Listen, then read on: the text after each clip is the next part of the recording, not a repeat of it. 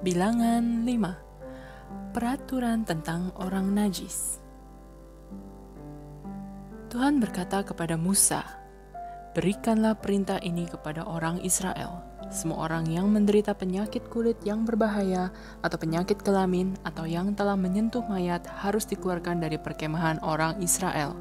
Mereka harus disuruh pergi supaya tidak menajiskan perkemahan di mana aku tinggal bersama-sama dengan umatku." Orang Israel melakukan perintah itu dan mengeluarkan semua orang yang seperti itu dari perkemahan. Cara mengganti rugi. Tuhan memberi kepada Musa peraturan-peraturan ini untuk orang Israel. Apabila seseorang tidak setia kepada Tuhan dengan berbuat salah terhadap orang lain, orang itu harus mengakui dosanya dan membayar tebusan dengan penuh ditambah 20% kepada orang yang dirugikannya. Tetapi kalau orang yang dirugikannya itu sudah meninggal dan tidak mempunyai sanak saudara dekat, maka tebusan itu harus diberikan kepada Tuhan dan menjadi bagian imam. Tebusan itu tidak termasuk domba jantan untuk upacara penghapusan dosa bagi orang yang bersalah itu. Dari apa saja yang dipersembahkan orang Israel kepada Tuhan, persembahan khususnya menjadi bagian imam yang menerima persembahan itu. Apa yang dipersembahkan seseorang kepada Tuhan menjadi bagian orang itu sendiri. Hanya apa yang diserahkannya kepada seorang imam menjadi bagian imam itu. Peraturan tentang suami yang mencurigai istrinya.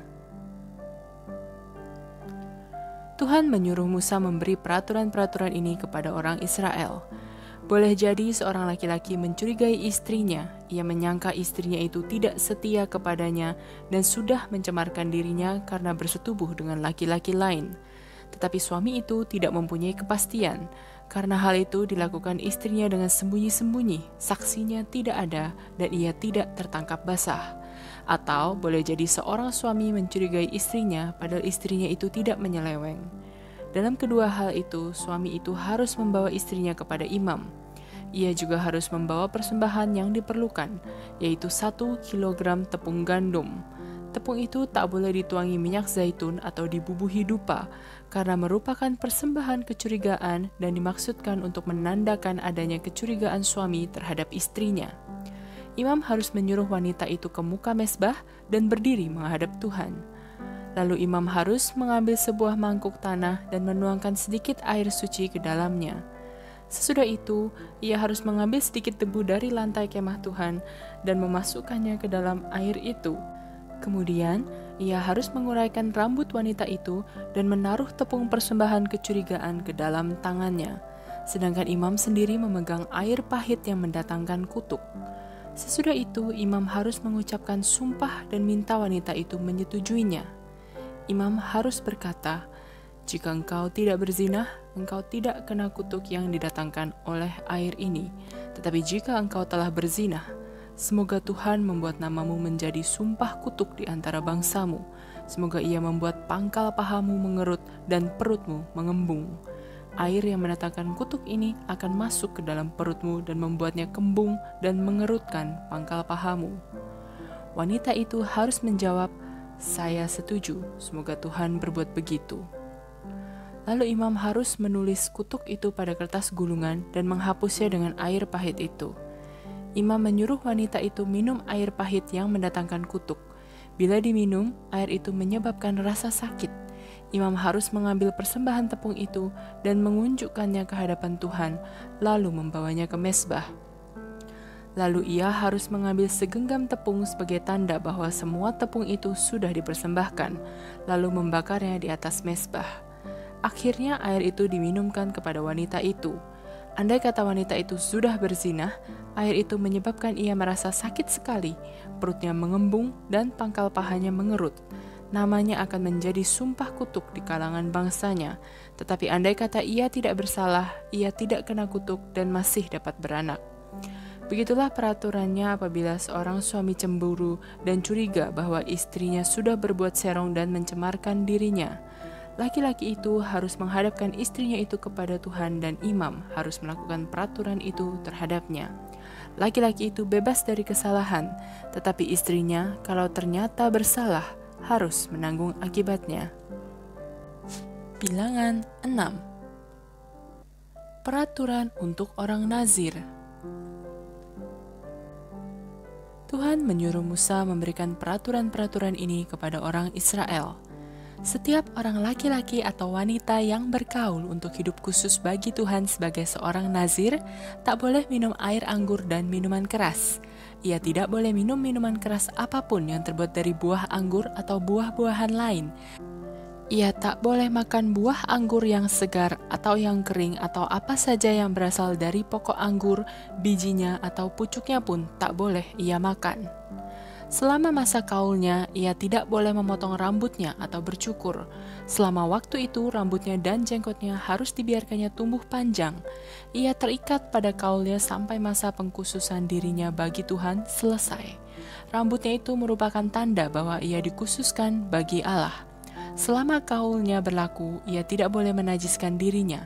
Ia tidak boleh mendekati jenazah, sekalipun itu jenazah ayahnya, ibunya, atau saudaranya.